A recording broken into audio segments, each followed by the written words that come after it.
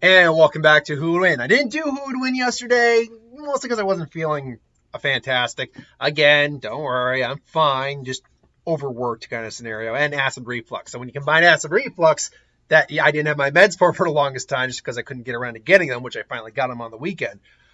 With being overworked, makes you feel like hell, like heart palpitations, a little trouble breathing, then obviously acid, and all that sucks. But I got my meds over the weekend. I've been taking them, feeling a hell of a lot better.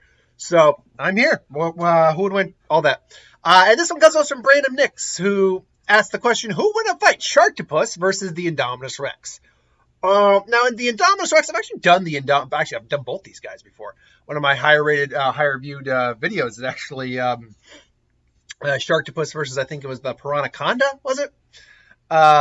So who would win in a fight between these two? Indominus Rex, we know, is a genetically engineered, well, they're all genetically engineered, but a legitimate man-made dinosaur. Like this dinosaur, unlike a T-Rex or a Triceratops, does not exist within nature's law. This is something that's completely man-made, a hybrid of many different species. We know that the base is a T-Rex. There's a Velociraptor in there. We also know that there was a cuttlefish, tree frog, which allowed it to change its body temperature and camouflage. There's also a lot more in there. Like apparently there was supposed to be like snake in there, a bunch of other dinosaurs mixed in, which quite frankly, if we're going to be honest, you can't really see that in the design. It's mostly T-Rex, Raptor, and you can see maybe a little bit of like Carnotaurs in there or something like that.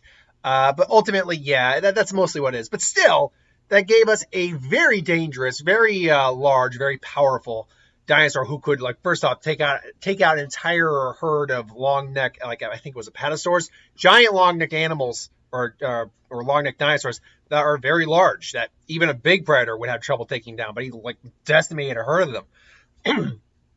Or she, I can't remember if it was she or he, they said.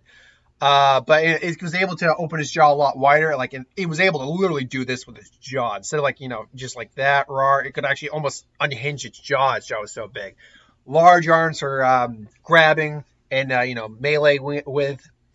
It could actually grab someone up and kind of like that and just do that if it wanted to. Very fast, very powerful, very durable too. This thing was able to survive being in near explosions, take gunfire without any real difficulty. Even took bites from a Tyrannosaurus Rexy without. It got mildly hurt by those bites, but Rexy's bites really weren't doing a huge amount of damage, at least in the initial confrontation. Then when Rexy was able to actually get solid bites on the neck, that's when it was able to do a bit more damage. And even then, up until the Mosasaur came and like grabbed it by the neck, it really wasn't horribly injured. It was injured, but it was still willing and able to fight at that point. It took the Mosasaur coming out there to basically slam on its neck and basically take it down. And even then, it didn't break its neck. No, did you notice that fight? It didn't break its neck. It didn't ultimately pierce its neck, but it was clearly, it dragged down the Indominus, and more or less, the Indominus more than likely drowned is what happened. Because the Indominus's remains are frankly still there. If the Mosasaur honestly wanted to eat the Indominus, it would have probably consumed the vast majority of the Indominus, but the remains are still there. So it tells me that Indominus's height was too much for even the Mosasaur to get through. Now, this thing could probably still be killed by the proper predator. It just would have had to have been a predator with a bite force more significant than either the Mosasaur or the Tyrannosaur, teeth that were durable enough and sharp enough to pierce that hide, or just, rip it limb from limb, eviscerate it in some way. The Indominus is highly intelligent, capable of problem solving, figuring out the weaknesses, laying traps. So it is an immensely powerful, immensely intelligent, very dangerous dinosaur. At a size not quite at 50, they said at full grown it'd be 50 feet. But we know it's not full grown. That's the thing. It is roughly the size of Rexy, who's about 40 some odd feet. She's a full grown Tyrannosaur. So it's roughly speaking in the 40-foot range as opposed to the 50-foot range. The Sharktopus is a hybrid from its series and went on to be in several other movies, fighting the whale wolf and the Terracuda, I think it was. Like the pterodactyl barracuda hybrid. It is a government experiment and it goes awry.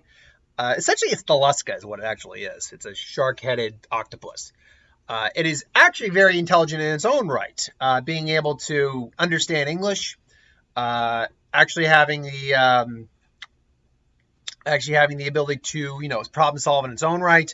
But first of all, it's just a voracious hunter, capable of killing God knows how many people within the span of the movie. It kills a lot of people. You can use its tentacles for grabbing, its teeth for biting. Obviously, it can survive on land, and it's a pretty dangerous creature. But ultimately, who wins in a fight? Well, right off the bat, we got to go on a size chart here. Now, I had to look this up. It took a little bit of finagling and figuring it out. But the Sharktopus's main body, basically the shark part of it leading into the tentacles, is about 13 feet long. Sizable, bigger than your average human, no doubt. Like at least twice the my height, because I'm 6 feet tall. But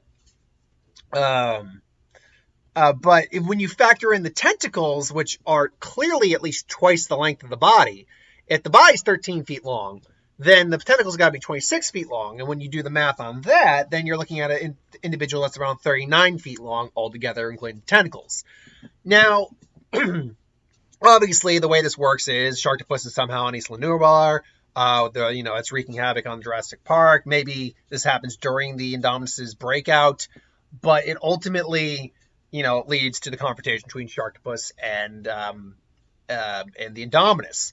And they stand down on each other. One Indominus roars, Sharktopus kind of roar, and they clash with each other. Now, unfortunately, on a pure size debate, even if when you include the tentacles, they even out. The pure body mass alone, Indominus is just. Let me get the Indominus up here real quick. Indominus Rex's body mass. Did they actually give a legitimate size in that sense for it? 1 second here. Let's see here. Indominus Rex. Wait. Okay. Wait. So yeah, height is around 20 feet long. Length is around 50 feet when fully grown. 8 tons. Yeah, I very much doubt that Sharktopus weighs beyond maybe a standard ton. I really doubt that. I'm sure it's heavy, and I'm sure it's got some bulk to it. Like, it could easily flip a car and stuff like that, but so can the Indominus. So that's not much that's not much to go on.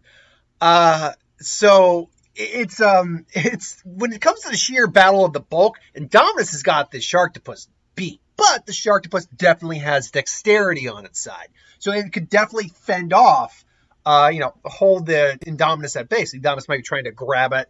They're probably even locked in a grapple. So now it's grabbing it, about to bite it, but then the tentacle wraps around its neck and Indominus is struggling. Sharktopus tries to bite into Indominus, but Indominus's hide is so thick that even though shark teeth are extremely sharp and durable, they're also very fragile. Durability in the sense that the tooth itself is durable, but they will snap off pretty quick. And that's why they have rows of teeth that keep growing throughout their life.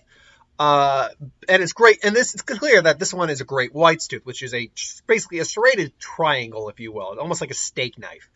So it's very sharp, very capable of cutting, but against the Indominus's hide, if the Mosasaur and the T-Rex were barely able to do much, and they were still able to do stuff. Let's be clear. They still were able to do some damage.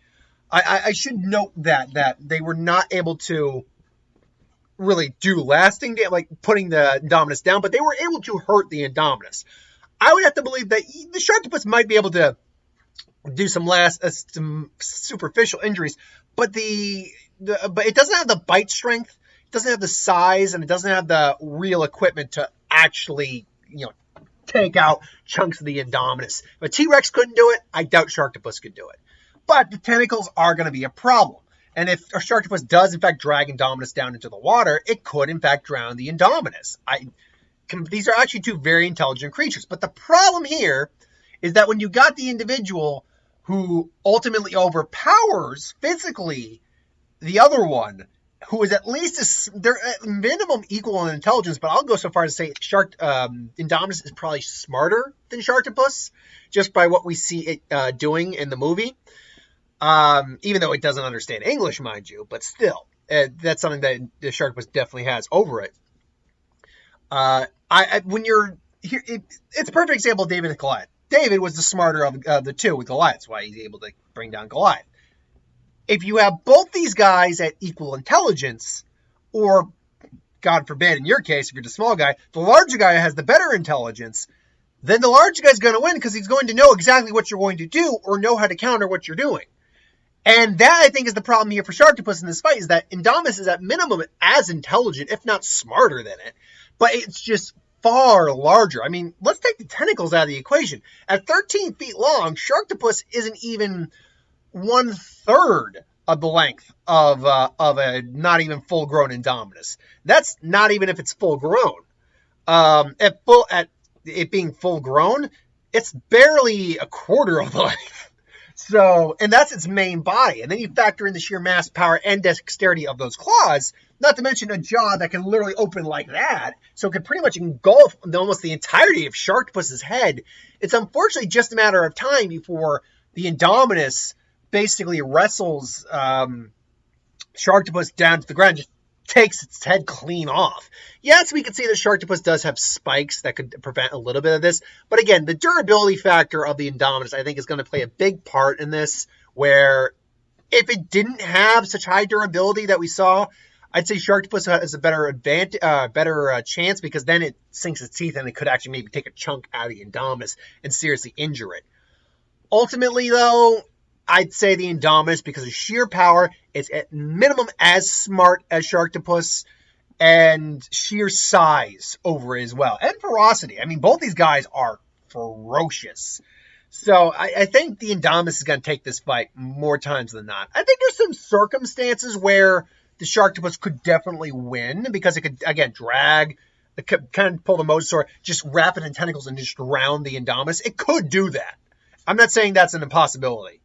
Or maybe even just choke it out, hypothetically. But the choking out's less likely, simply because, again, Indominus it has a lot of strength to it. It's actually got arms, basically, that it can pull on and just keep biting and grabbing. And again, it's more powerful, ultimately, than the Sharktopus. So it could just bang this son of a bitch around for a while.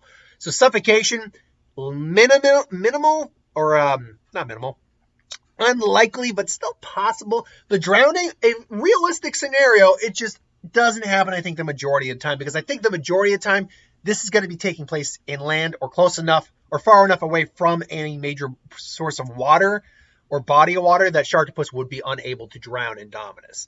But in the circumstance where they are close enough to water that could happen, I do think the Sharktopus could take some wins. Ultimately, though, my money's on the Indominus. But what do you think? Do you think it's Indominus, or do you think it's Sharktopus? Let me know in the comments below. But thank you for watching. I hope you enjoyed. Like, comment, share, subscribe. As always, you want us to review something, put in the comments below. Let us know. We'll do a review of it at some point. And ideas for who would win Star Wars, Super Magic, anything into the channel, Lantern Corp, the whole shebang. Put in the comments below. Let me know. I'll do a review of it at some point. Until then, thanks for watching. Hope you enjoyed. I got a what if to do. That won't be up till tomorrow, obviously. Until then, thanks for watching. See you next time.